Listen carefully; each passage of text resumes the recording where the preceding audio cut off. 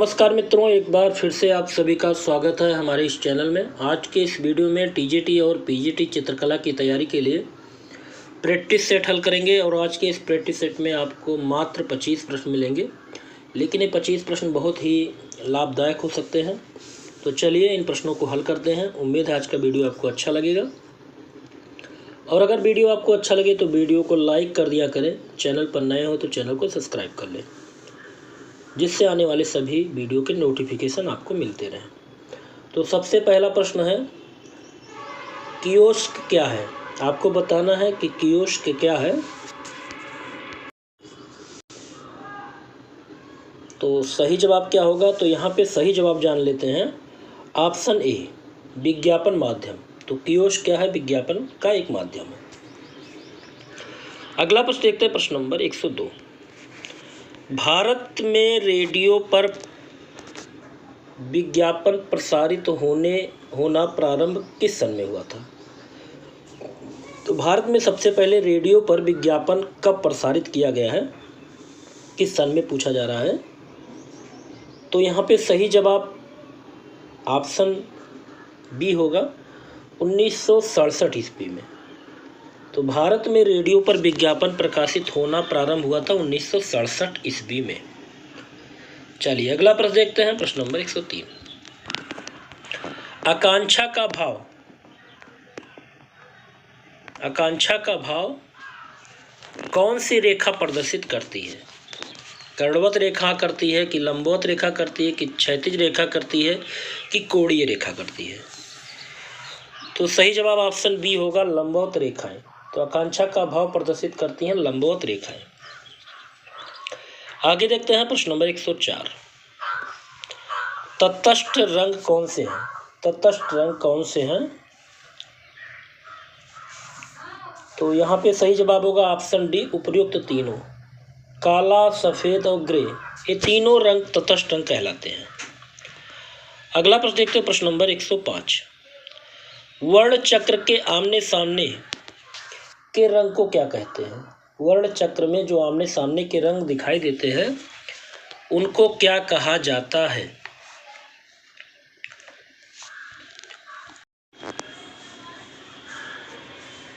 सही जवाब होगा ऑप्शन बी, विरोधी वर्ण।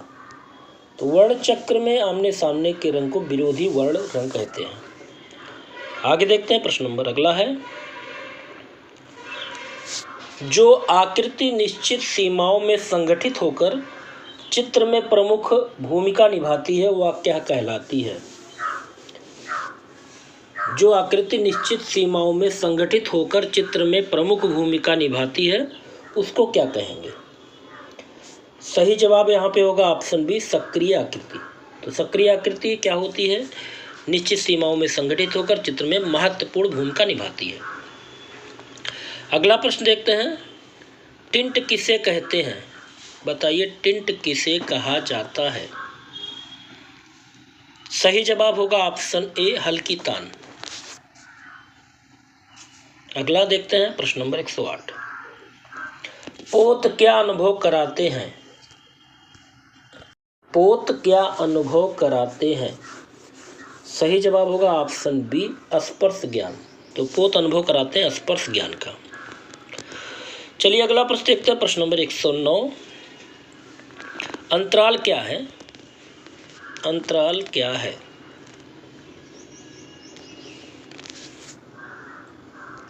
सही जवाब होगा ऑप्शन बी, कलाकार का कार्य क्षेत्र।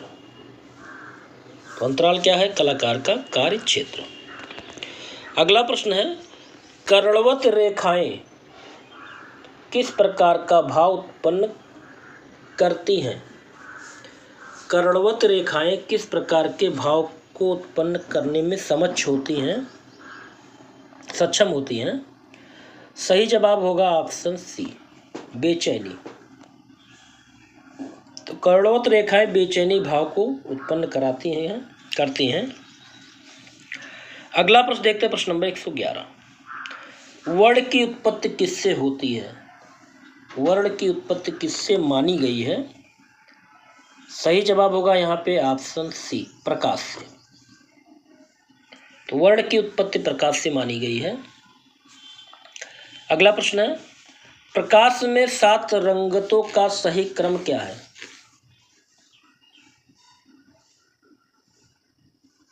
ऑप्शन डी सही होगा, बिग्योर। अगला देखते हैं प्रश्न नंबर 113। अबाध गति से बिंदुओं को अंकित करने से प्रदर्शित क्या होती है? सही जवाब होगा ऑप्शन सी, रेखा। अबाध गति से बिंदुओं को अंकित करने से प्रदर्शित होती है रेखा।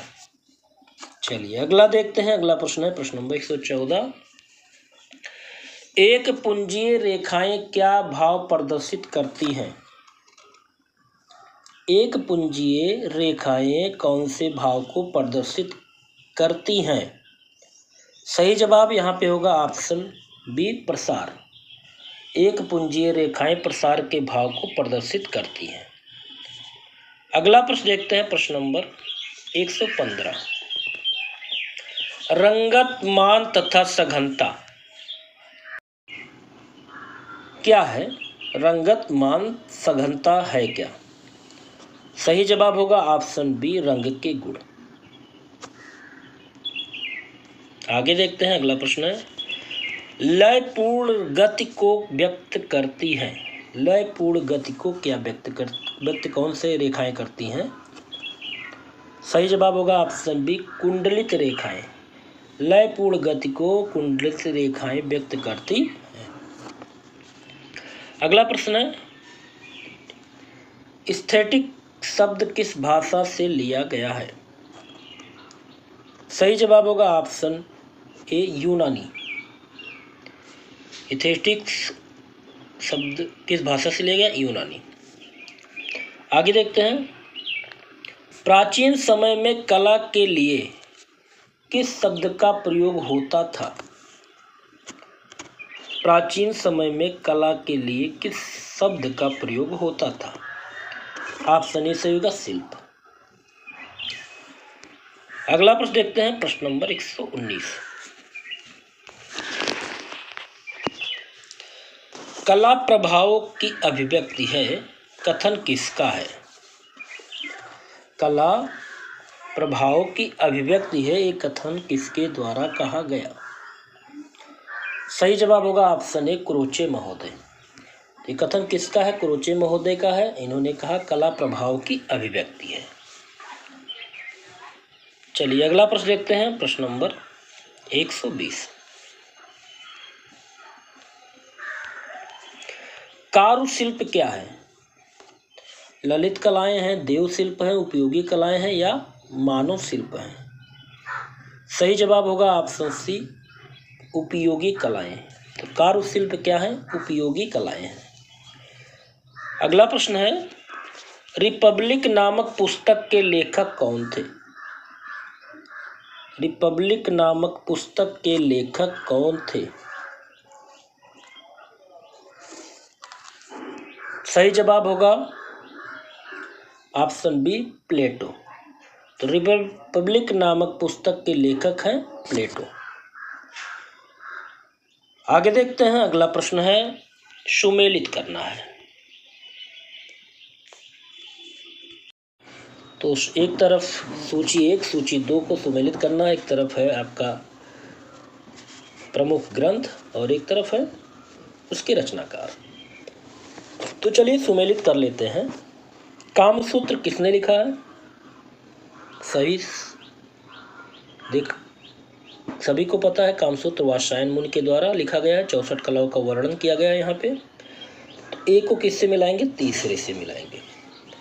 काव्य शास्त्र अरस्तु की है। एस्थेटिक्स ये है बाumgarten का। और रिपब्लिक किसका है? प्लेटो का।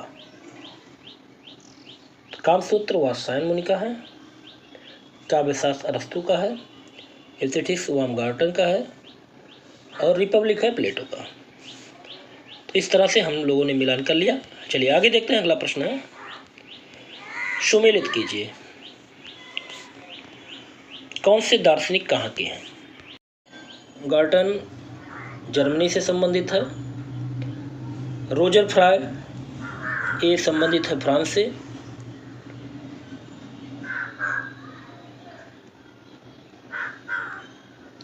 रस्किन महोदय ब्रिटेन से संबंधित है।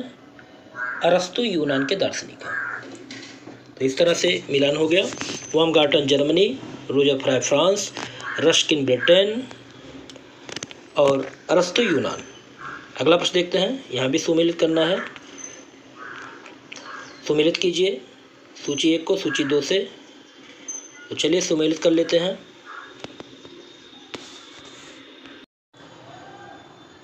तो वागेश्वरी शिल्प प्रबंधावली ये रचना है अवनींद्रनाथ ठाकुर की। रस सिद्धांत ये आचार्य भरतमुनि ने दिया था।